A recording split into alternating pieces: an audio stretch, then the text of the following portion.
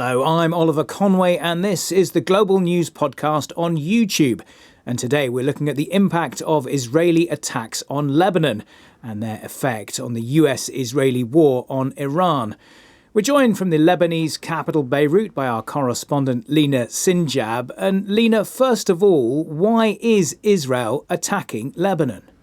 Well, since Israel, crippled Hezbollah in 2024, there was a ceasefire. But throughout the past 15 months since this ceasefire, Israel continued to target various Hezbollah locations, targeted attacks against personnel or arms depot. But since the preparation for the war in Iran, Israel made it clear if Hezbollah gets involved in this war and start, launching rockets against Israel, it's going to be a big response, a fierce response. And despite all diplomatic efforts and pressure on Hezbollah not to get involved, they did on the early hours of Monday morning, that's almost 4 days ago, they did launch rockets into Israel, which prompted Israel's attack on Lebanon, on Dahi, which is here in the suburb of Beirut, the southern suburb of Beirut, but also in the south of the country, closer to the border on the Bekaa Valley. There were some attacks that came with warning. Other attacks came without warning.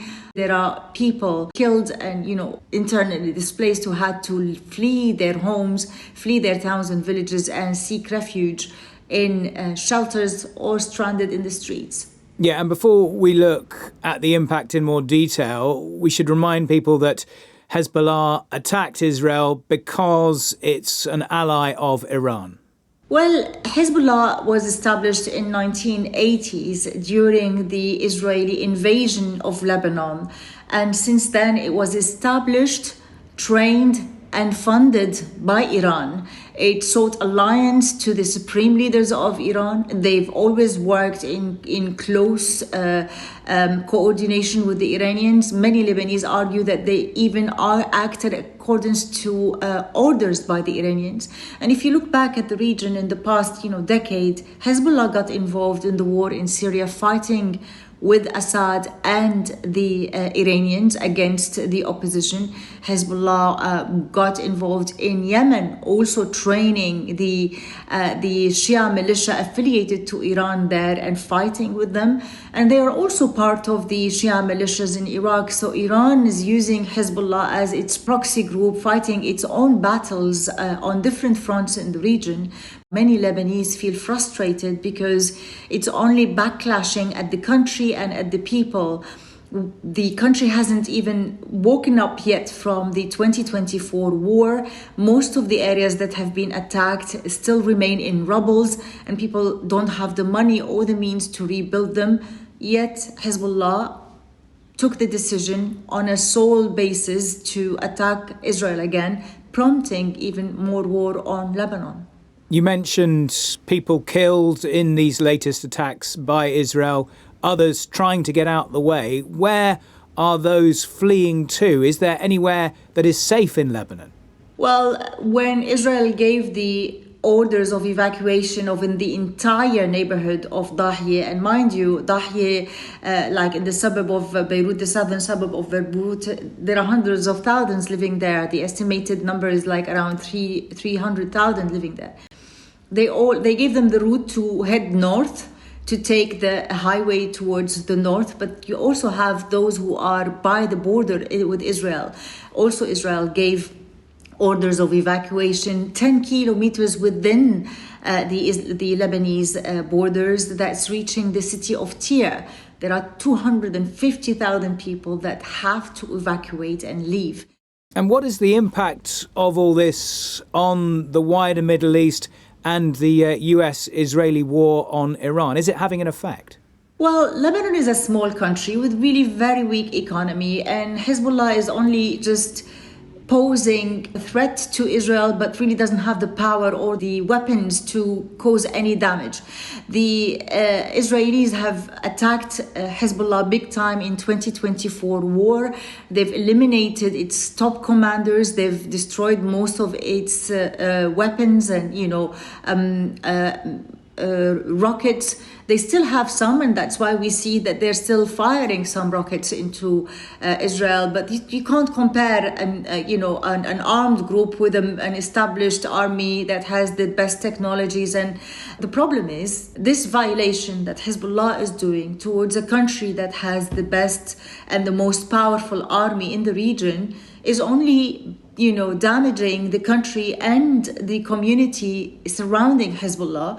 These are the ones who are losing their homes, they're losing their businesses, they're being forced to flee for the second time in almost 15 months without any idea when to come back to their homes. Lebanon already has its own financial crisis and banking crisis. They don't have the money to rebuild or reconstruct those destroyed areas. So it's really in the hand of one group that is affiliated to Iran. For many in Lebanon, they say that they're taking orders from Iran, and the Lebanese people are the ones paying the price. So where is the Lebanese government in all this? Can it do anything to stop Hezbollah? Can it do anything to help the people who've been affected?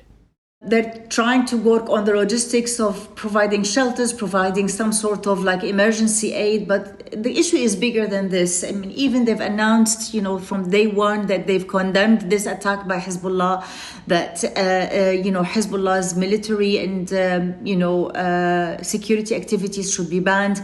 But this is not enough, because even with this statement, Hezbollah still went ahead and continued firing rockets.